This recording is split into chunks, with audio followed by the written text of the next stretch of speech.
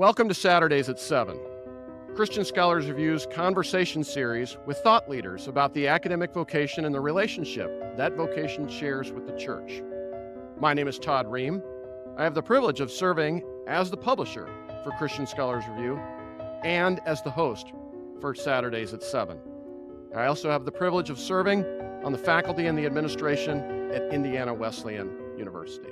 Our guest is Rusty Towell, professor of physics and director of Next Lab at Abilene Christian University. Thank you for joining us. Thank you. It's great to be with you.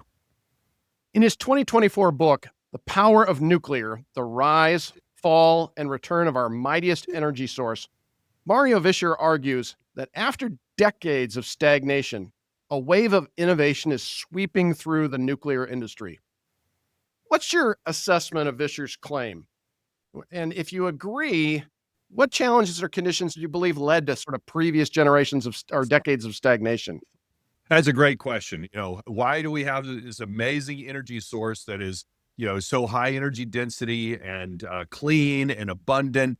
And why did it come out with such promise?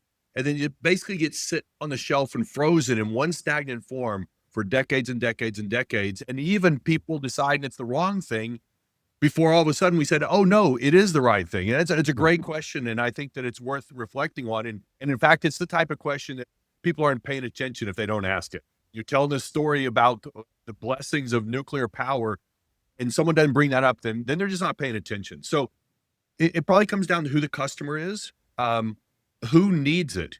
And, you go back in time and other energy sources provide all the energy we needed. We had plenty of fossil fuels, coal and petroleum, natural gas, et cetera, met our needs, but it couldn't meet the need of a very specific case where we need a lot of energy in an oxygen-free environment, and that's military for submarines. And so they were looking for it. And so they found, they came across it and developed it. Then civilian applications, let's take that solution and apply it around our civilian populations. And so makes bomb-grade material. That's great for the military. It has certain inherent dangers and certain inherent wastes. And it's acceptable if you have a well-trained and regulated workforce for a specific critical mission. But if your customer is, I'd like my air conditioner work, I'd like my lights on, I'd like my hospital work, I'd like the electricity in our daily lives to be reliable, then there's better solutions. Yeah. So advanced nuclear. Do you think the search then for those solutions is perhaps what prompted this current wave of innovation that Vischer is referencing? Oh, absolutely. Absolutely. The need for reliable, clean, safe, affordable energy is what drove people back to this solution, but not just to any of them. Let's just not build more of 80-year-old technology, but let's actually innovate it and make it safer and cleaner. And that's where we find ourselves today is, yes, nuclear is amazing, but we can do better than our great-grandparents did. Thank you. One wave of innovation, Vischer notes in his book, relates to the use of thorium, which is known as an energy source of possible use here. Would you begin by sharing with our audience a few details of what defines thorium and in particular how it's different, say, from uranium? In a quick nutshell, how do we get energy out of the nuclear fission process? A neutron is absorbed by a very large, almost unstable nucleus, and that one neutron that's absorbed makes it unstable and wants to fall apart, break into two, fission. And in that release, we get a little bit of mass converted to energy. So Einstein's E equals mc squared. A little bit of mass becomes a crazy large amount of energy. And so you literally have 1,000,000 times more energy released than when you're doing things like burning coal or natural gas. And so that factor of 1,000,000, it gives us that energy density from it. And if you look at all the different isotopes in the world that are out there that are close to being able to do that, there's really only 3 that are there that will undergo that fission process. But there's others that are fertile and they can absorb a neutron and then become something that's unstable. And if they absorb another one, then they'll fission. And that's thorium. And so the beautiful thing about thorium is that it's much more abundant than uranium. There's like 400 times more of it on the surface of the earth when you look at the isotopes we care about And so it's like as common as tin, right? So this is not some sort of rare or mysterious element. It's very common. It's spread across the earth, right? So there's pockets of haves and pockets of have-nots. There's literally all across the earth, people have thorium. It's very common, like tin. It can just be found in dirt all around the world. And its energy density being 1 million times higher than coal or natural gas or oil means that everyone has an energy supply that they can tap into by developing thorium as a fuel source. Vischer then goes on to note that thorium is what is used, for example, in, say, a molten salt reactor. Can you begin to help us understand the significance of molten salt reactors and how they differ, say, from nuclear reactors found in places like 3 Mile Island in Pennsylvania? So, first of all, the key difference, or what makes a molten salt reactor is we just change the fluid that moves the thermal energy, the heat, from where it's produced in the core to where we want to generate steam to turn a turbine generator with. What we move heat from point A to point B with, our heat transfer fluid, instead of using water, we're using a fluid that doesn't want to flash to steam when it gets to a low boiling point and creates high pressure. So instead of water, let's use a different fluid. And you start, looking around what are the fluid options out there. And what you find is there's this amazing fluid that's very, very, very stable, that can operate to crazy high temperatures and never wants to go to high pressure. And that's salt in a liquid form. And so when salt is in a liquid form, we call it molten salt. So the same way ice melts into water, and then when you heat it enough, it comes as steam. Your table salt, your sodium chloride, and we always think of it as a solid. It's always a solid. But if you get up to high enough temperature, it melts as a liquid, and it stays as a liquid until it gets to crazy, amazingly high temperatures that we never get to actually become a gas or vapor. So we're not using sodium chloride, but we're using salts to move our heat from point A to point B. And so we're able to actually operate at extremely high temperatures, which makes the whole process more efficient, but simultaneously low pressure, which makes it safe. If there is a leak, it's like candle wax dripping off the top of a candle. When it leaks out away from the heat source, it starts to drip and then it freezes and it's frozen. And so there's no flash to steam, go up in the atmosphere, drift around the globe type of problems with pressurized water reactors. Which leads me then now to ask, would you just laboratory that you and your colleagues are leading at Abilene Christian University?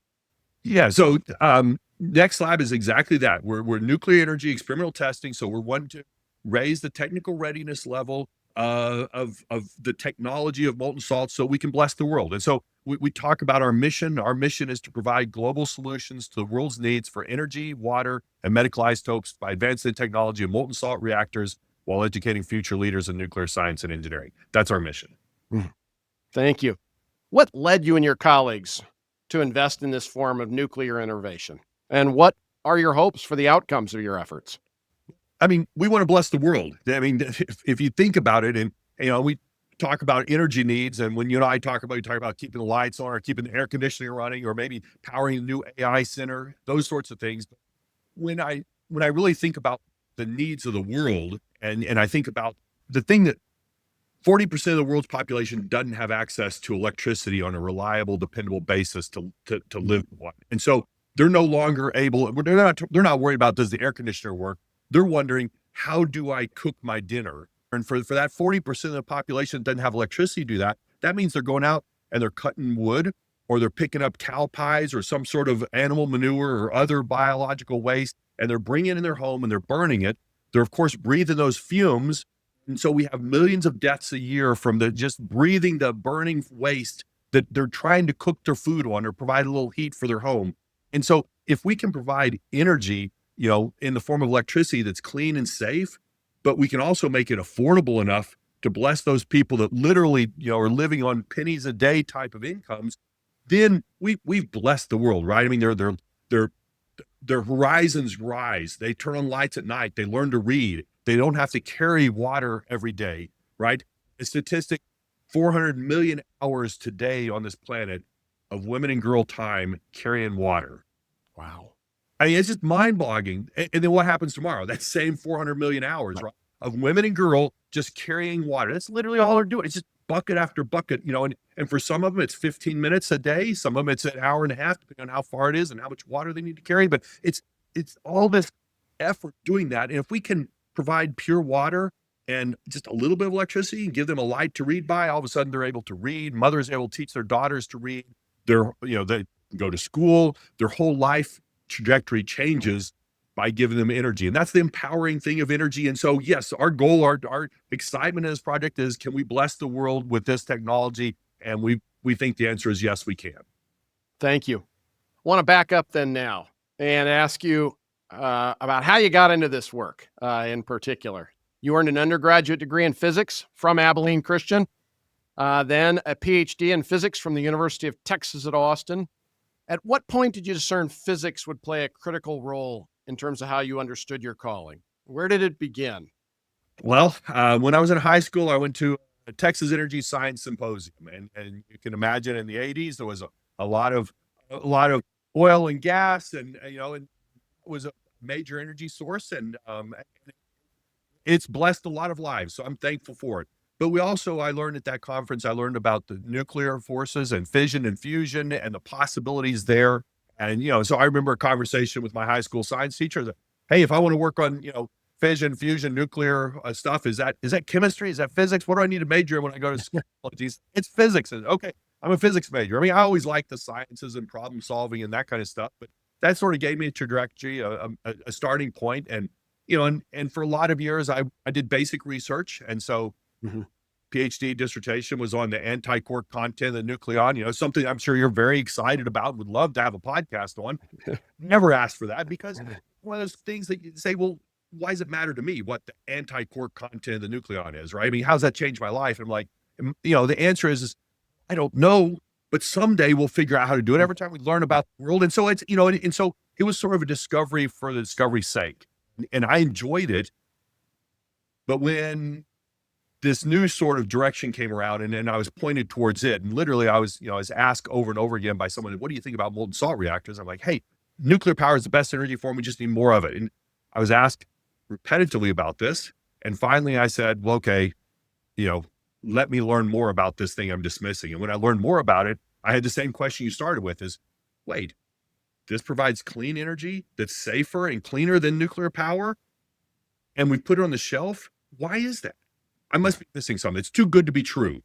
And that's the question. It's too good to be true. But when I looked into it and studied it and learned more about it, I realized, no, it's not too good to be true. It's hard, but it was just put on the shelf a long time ago. And for a variety of reasons, and you mentioned at 3 Mile Island, no one wants anything to do with nuclear. Well, just because you have an oops doesn't mean you quit. Why did it happen? And can we make it better? And the answer is yes, we can. So let's do that and let's move forward.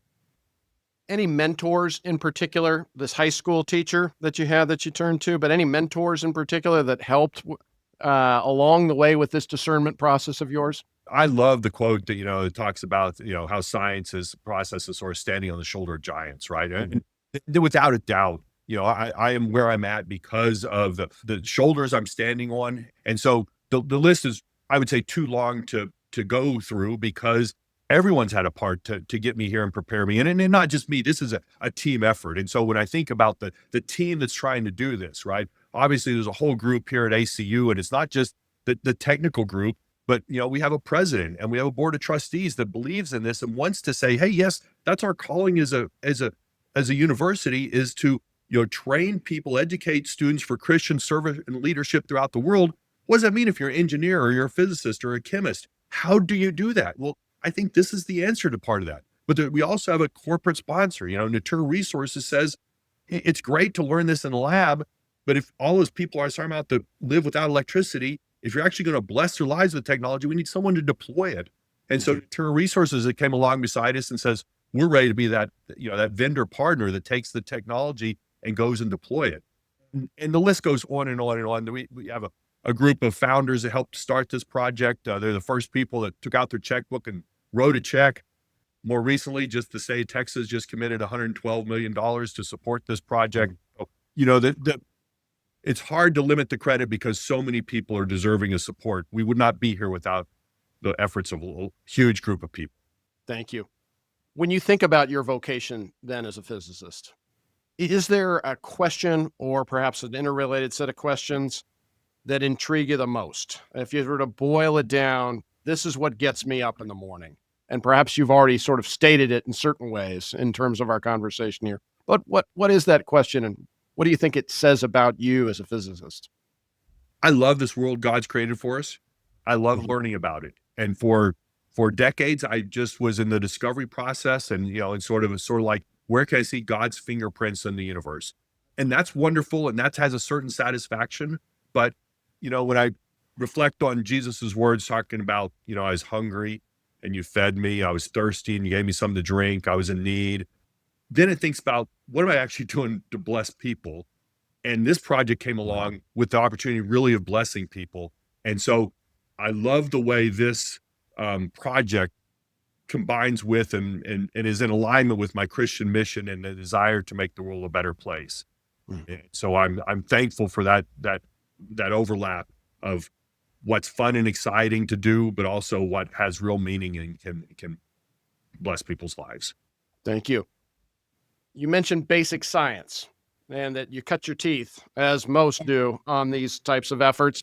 But prior to the development of NextLab, what scientific practices allowed you to pursue your vocation as a physicist?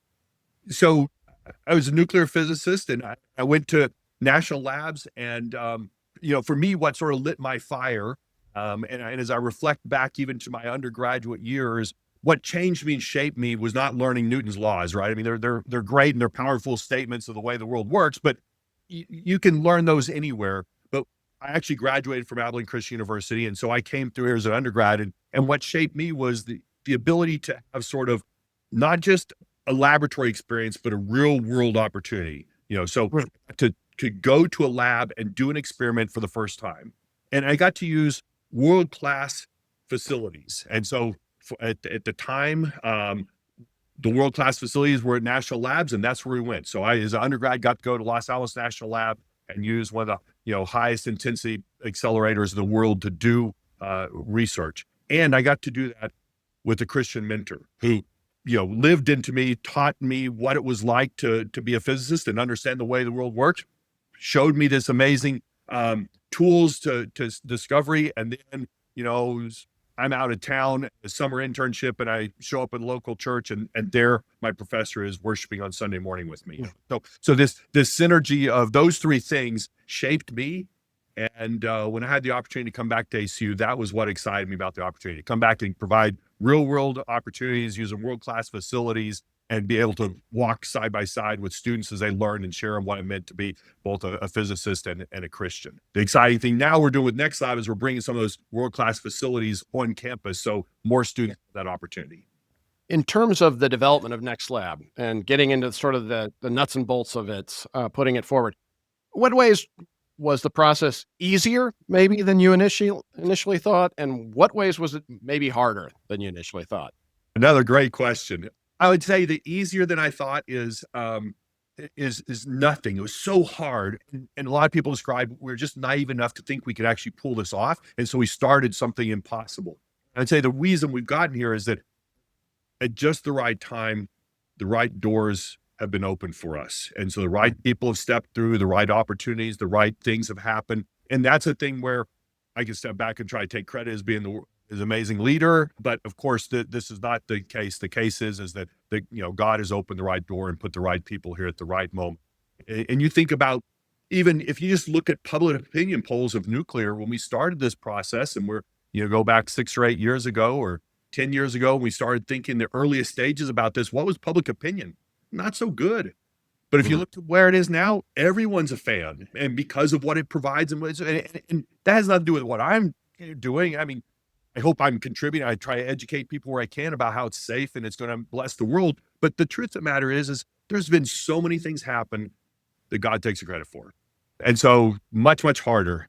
One of the fun things about it that I didn't see coming is just the interdisciplinary nature of it. When you take on some big, bold project like this, it's no longer a physics problem. In fact, the physics was proven in the 1960s when they built one of these reactors, right? So you can say that the technical is not really the hard part. Why have we not built any, or why has there not been much advancing in sort of nuclear technology over the last 50, 60 years? It has more to do with political and regulations. And so all of a sudden you learn a lot more about politics than I ever thought I would. projects like this take a lot of money, and so that means there's a lot of financing. And so I've learned more about business than I thought I would. And if it's got, politics and regulations and money, then it is political, and you do get the chance to meet with politicians and make trips to Austin, Texas, and to Washington D.C. And then if it regulates, that means contracts, and that means attorneys, and so so people, a nuclear physicist has no business interacting with, right? I mean, a podcast. Why is a nuclear physicist on a podcast? Is because I have something interesting that's there, this opportunity to share. That's we're going to bless the world. So lots of open doors, lots of opportunities to tackle this project because of the interdisciplinary nature of it, richness. You mentioned the interdisciplinary dimension of all of this. I want to ask you then a question about the students and the ways they at Abilene Christian and the ways they're involved in this effort. The Next Lab website notes that students in 10 different majors can play roles in conducting research with Next Lab.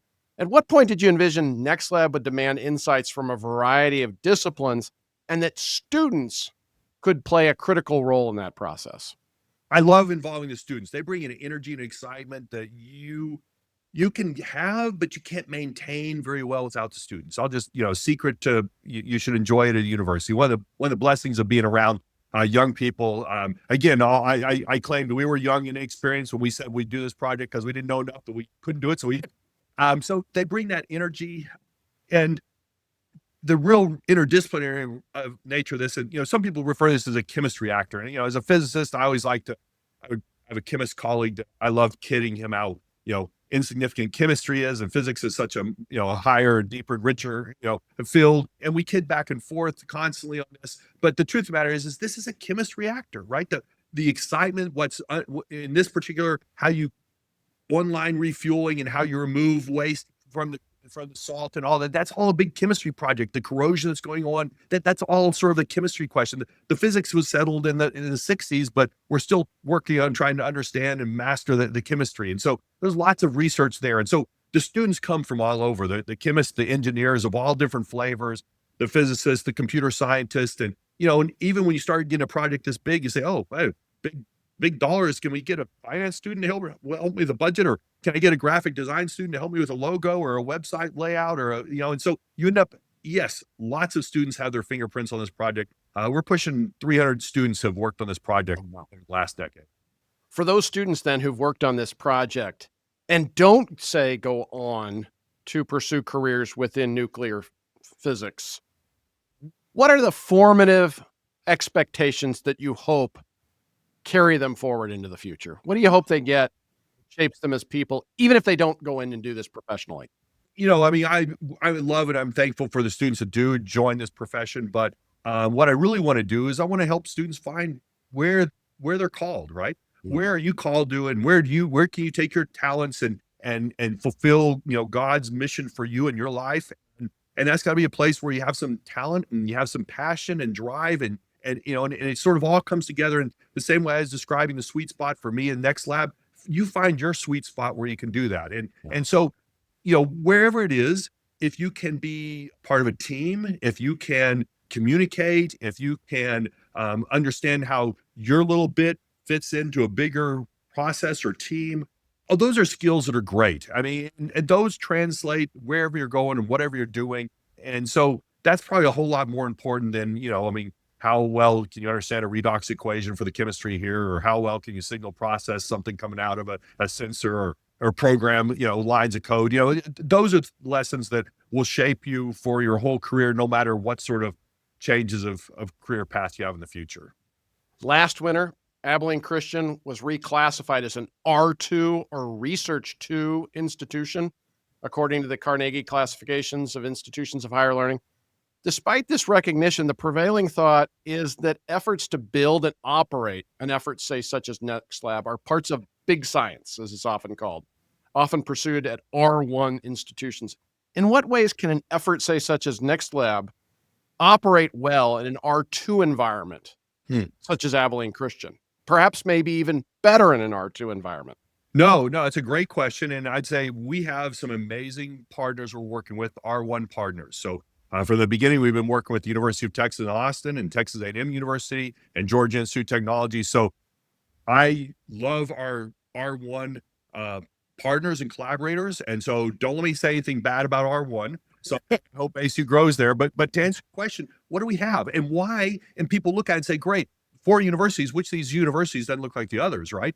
And why is ASU hosting this research reactor if we've got these other partners here? I'd say a lot of it goes to the boldness and vision of our President Schubert. He's willing to step forward and try. I mean, if he tells your story, and I think you interviewed him, he loves to tell a story about when this crazy faculty member brought him a crazy idea, and well, it's okay if he fails, it's discovery, and so, but he had the courage to allow us to explore this. And then we had a board of trustees that was willing to say, yeah, and I'll say, while there's other universities, University of Illinois, Penn State, et cetera, the other universities are thinking about building advanced reactors now. When we announced it and we said we were doing it, when we built this building I'm standing in to house this first advanced university research reactor, no other school was talking about building a reactor. They've been decommissioning for the last 50 years. All that ever happened is decommission a reactor, decommission. And we were the first one saying, hey, let's build a new one. So we were heading in the opposite direction. And that sort of ability to see the future, see what the possibilities are, and buck the trends is something I'm not sure a huge university does so well. The thing I'll say is it's interdisciplinary, and we're small enough that, I actually knew some chemistry faculty. So when I first started thinking about the project, I was able to go over to the chemistry department and say, hey, I've got this crazy idea about working with molten salt reactors, but some people call it a chemist reactor. And I wonder if there's a chemist that wants to work with me on this journey, right?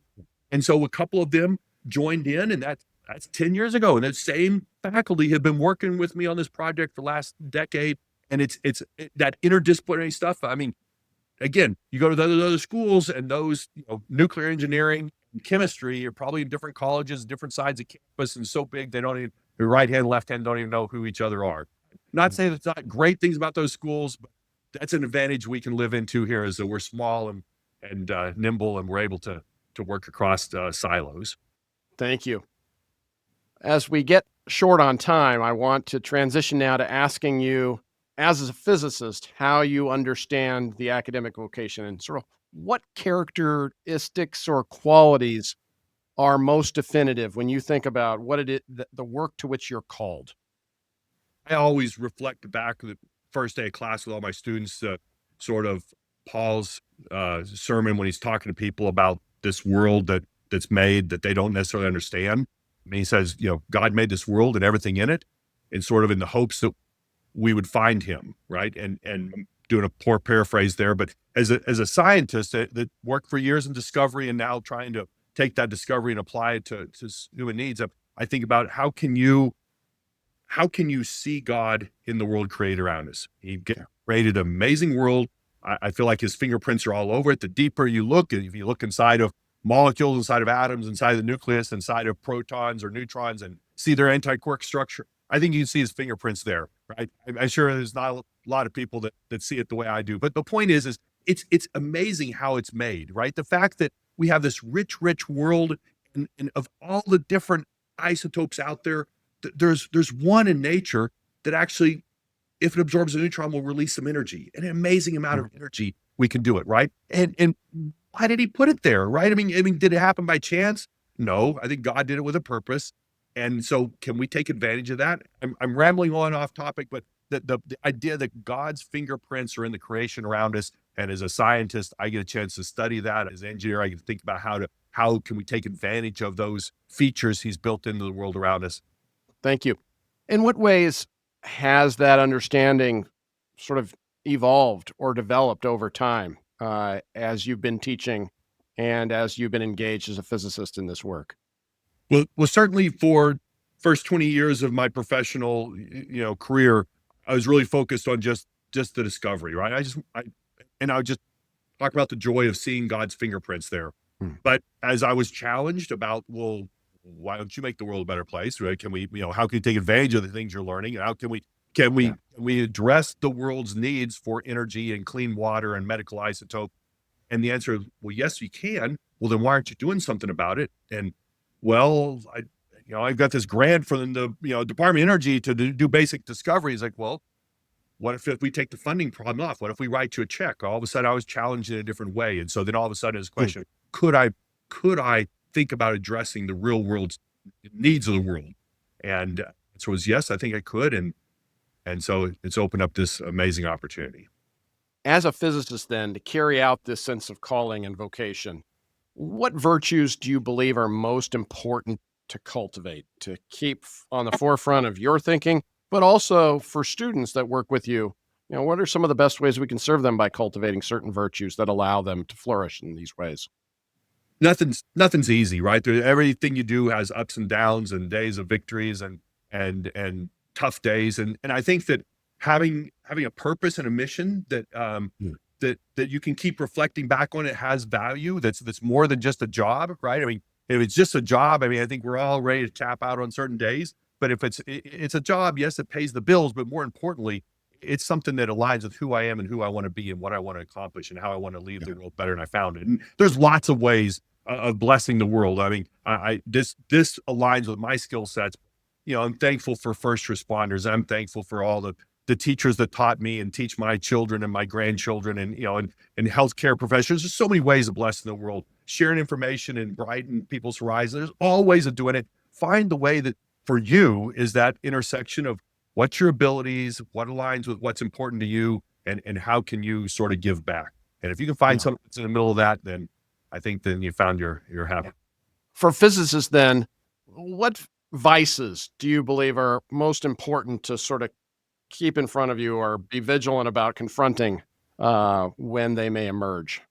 I've always enjoyed the conversation about a scientist versus a man of faith, right? And people love to spread that apart and act like or either you got to pick, right? If trying to force it on you, it's a choice. It's either you believe what your eyes see or you believe what your heart holds true or whatever. And I think I reject that as hard as I can. I believe you can look at the world and you can see God's fingerprints on it. And the more you discover, the more you understand how beautifully He made this world. And at the same time, all the science of the world, to me, can't answer the question of why. Why did He make this world? And so, you go back to Acts, and God made this world in the hopes that we'll see Him, right? And so again, it points, so my faith gives me the answer why, and my science explains what I see. And so I feel like they reinforce each other, and they're better together.